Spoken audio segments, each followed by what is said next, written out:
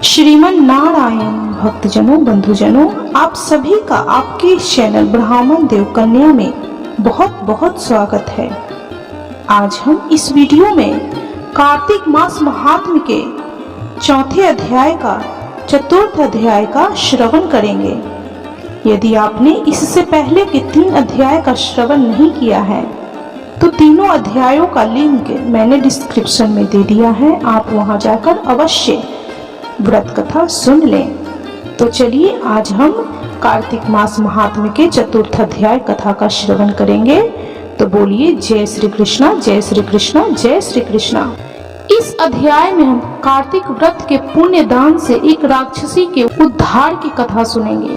राजा पृथु ने कहा, हे मुनि श्रेष्ठ, कार्तिक का व्रत करने वाले पुरुष से मनुष्यों के लिए जिस महान फल की प्राप्ति बताई गई है उसका वर्णन अवश्य कीजिए। किसने इस व्रत का अनुष्ठान किया था?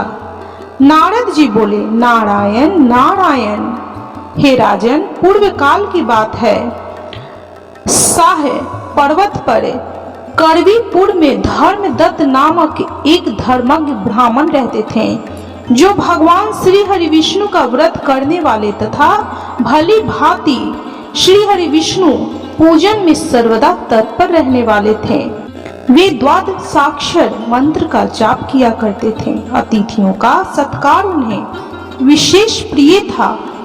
एक दिन कार्तिक मास में श्री हरि के समीप जागरण करने के लिए वे भगवान के मंदिर की ओर चले। उस समय एक पहर रात बाकी थी। भगवान के पूजन की सामग्री साथ लिए जाते हुए ब्राह्मण मार्ग में देखा एक राक्षसी आ रही है। उसकी आवाज बड़ी डरावनी थी। टेढ़ी मेढ़ी दाढ़े, लपलपाती हुई जीभे, धसे हुए लाल लाल नेत्रे, नग्न शरीर, लंबे लंबे होठ और घग्घर शब्द, यही उसकी हुलिया थी। उसे देखकर ब्राह्मण देवता भय से थर्रा उठे। सारा शरीर कांपने लगा। उन्होंने साहस करके पूजा की सामग्री तथा जल से ही उस राक्षसी के ऊपर रोष पूर्वक प्रहार किया। हरि नाम का स्मरण करके तुलसी दल मिश्रित जल से उसको मारा था, इसलिए उसका सारा पातक नष्ट हो गया। अब उसे अपने पूर्व जन्म के कर्मों के परिणाम स्वरूप प्राप्त हुई दुर्दशा का स्मरण हो आया।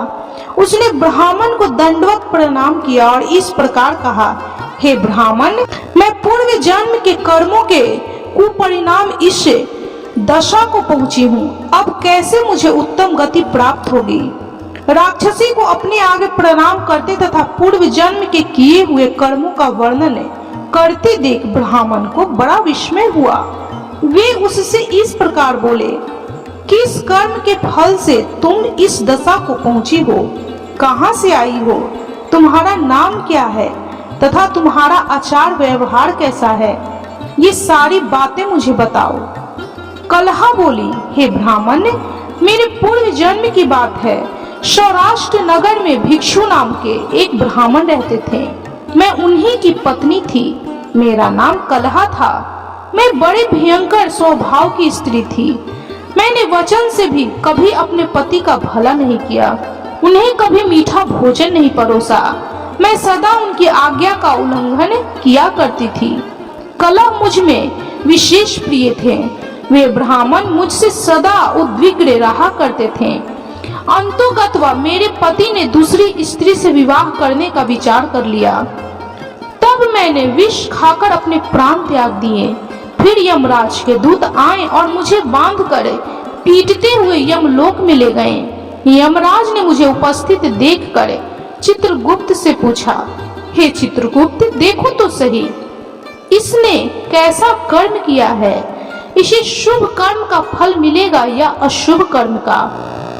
चित्रगुप्त ने कहा, हे धर्मराज, इसने तो कोई भी शुभ कर्म किया ही नहीं है। यह स्वयं मिठाइयां उड़ाती थी और अपने स्वामी को उसमें से कुछ भी नहीं दिया करती थी।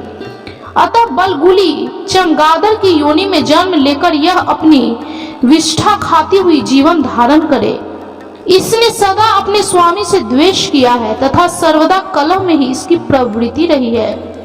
इसलिए यह शुक्री की योनि में जन्म ले विष्ठा का भोजन करती हुई समय व्यतीत करे। जिस बर्तन में भोजन बनाया जाता है उसी में यह हमेशा खाया करती थी। अतः उस दोष के प्रभाव से यह अपनी ही संतान का भक्षण करने वाली बिल्ली हो तथा अपने स्वामी को निमित्त बनाकर इसने आत्मघात किया है। अतः अत्यंत निंदनीय स्त्री कुछ काल तक प्रेत शरीर में भी निवास करे। दूतों के साथ इसके यहाँ से मेरु प्रदेश में भेज देना चाहिए। वहाँ चिरकाल तक यह प्रेत का शरीर धारण करके रहे। इसके बाद यह पापनी 3 योनियों का भी कष्ट भोगेगी। कलहा कहती है, हे विप्रवर, मैं वही पापनी कलहा हूँ। प्रेत के शरीर में आए हुए मुझे 500 वर्ष व्यतीत हो गए हैं। मैं सदा ही अपने कर्म से दुखित तथा भूख प्यास से पीड़ित रहा करती हूँ। एक दिन भूख से पीड़ित होकर मैंने एक बनिए के शरीर में प्रवेश किया और उसके साथ दक्षिण देश में कृष्णा और वेणी के संगम पर आई। आने पर ज्यों ही संगम के किनारे खड़ी हुई त्यों ही उस बनिए के शरीर से भगवान शिव और विष्णु के पार्षद निकले और उन्होंने मुझे बलपूर्वक दूर भगा दिया। हे द्विज श्रेष्ठ, तब से मैं भूख का कष्ट सहन करती हुई इधर उधर घूम रही हूँ। इतने में ही आपके ऊपर मेरी दृष्टि पड़ी। आपके हाथ में तुलसी मिश्रित जल का संसर्ग पाकर अब मेरे पाप नष्ट हो गए हैं। हे विप्रवर, मुझ पर कृपा कीजिए और बताइए, मैं इस प्रेत शरीर और भविष्य में प्राप्त होने वाली भयंकर 3 योनियों से किस प्रकार मुक्त हो जाऊंगी। नारद जी कहते हैं, नारायण नारायण। कलहा के ये वचन सुनकर द्विज श्रेष्ठ धर्मदत्त को उसके कर्मों के परिणाम का विचार करके बड़ा विस्मय और दुख हुआ। उसकी ग्लानि देखकर उनका हृदय करुणा से द्रवित हो उठा। वे बहुत देर तक सोच विचार करे खेद के साथ बोले। धर्मदत्त ने कहा, तीर्थ दान और व्रत आदि शुभ साधनों के द्वारा पाप नष्ट होते हैं, किंतु तुम इस समय प्रेत के शरीर में स्थित हो, अतः उन शुभ कर्मों में तुम्हारा अधिकार नहीं है। तथापि तुम्हारी ग्लानि देखकर मेरे मन में बड़ा दुख हो रहा है। तुम दुखनी हो, तुम्हारा उद्धार किए बिना मेरे चित्त को शांति नहीं मिलेगी। अतः मैंने जन्म से लेकर आज तक जो कार्तिक व्रत का अनुष्ठान किया है उसका आधा पुण्य लेकर तुम उत्तम गति को प्राप्त हो। यो कहकर धर्मदत्त द्वादशाक्षर मंत्र का श्रवण कराते हुए तुलसी मिश्रित जल से ज्यों ही उसका अभिषेक किया त्यों ही वह प्रेत शरीर से मुक्त हो दिव्य रूप धारिणी देवी हो गई।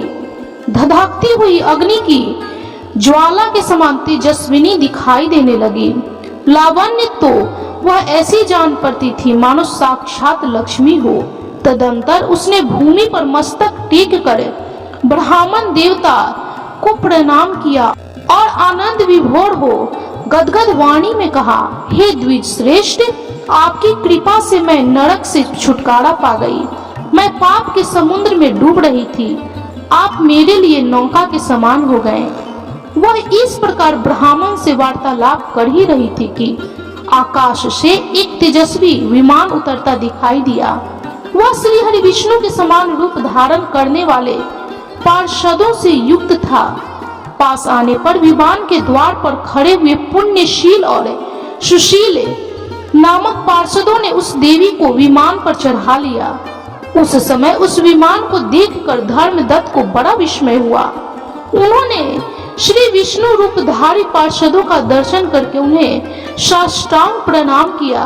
ब्राह्मण को प्रणाम करते देखे पुण्यशील और सुशील ने उन्हें उठाया और उनकी प्रशंसा करते हुए यह धर्म युक्त वचन कहा।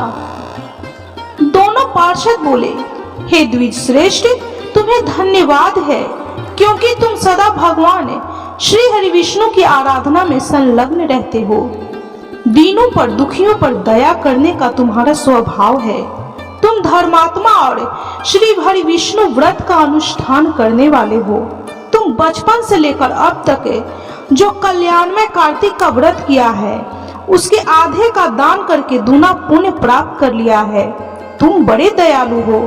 तुम्हारे द्वारा दान किए हुए कार्तिक व्रत के अंगभूत तुलसी पूजन आदि शुभ कर्मों के फल से यह स्त्री आज भगवान श्री हरि विष्णु के समीप जा रही है। तुम भी इस शरीर का अंत होने पर अपनी दोनों पत्नियों के साथ भगवान श्री हरि विष्णु के वैकुंठ धाम में जाओगे और उन्हीं के समान रूप धारण करके सदा उनके समीप निवास करोगे। धर्मदत्त, जिन लोगों ने तुम्हारी ही भांति भगवान श्री हरि विष्णु की भक्ति पूजन आराधना की है, वे धन्य और कृत्य हैं तथा संसार में उन्हीं का जन्म लेना सार्थक है। जिन्होंने पूर्व काल में राजा उत्तानपाद के पुत्र ध्रुव को ध्रुव पद पर स्थापित किया था, उन श्री हरि विष्णु की यदि भली भांति आराधना की जाए तो वे प्राणियों को क्या नहीं दे डालते। भगवान के नामों का स्मरण करने मात्र से देहधारी जीव सदगति को प्राप्त हो जाते हैं।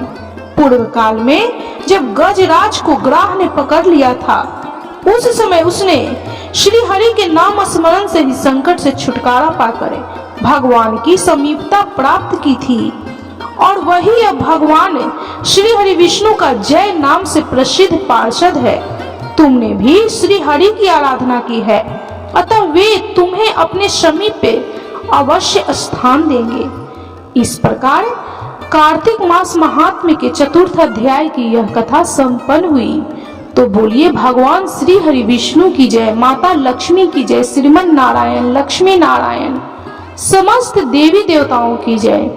भक्तजनों, बंधुजनों, चतुर्थ अध्याय की यह कथा संपन्न हुई। जो भक्त, जो व्यक्ति, जो मनुष्य इस कथा का श्रवण करेंगे, उनके जीवन में सुख, शांति, समृद्धि, धन, धान्य, पुत्र, लक्ष्मी, सौभाग्य की प्राप्ति होगी।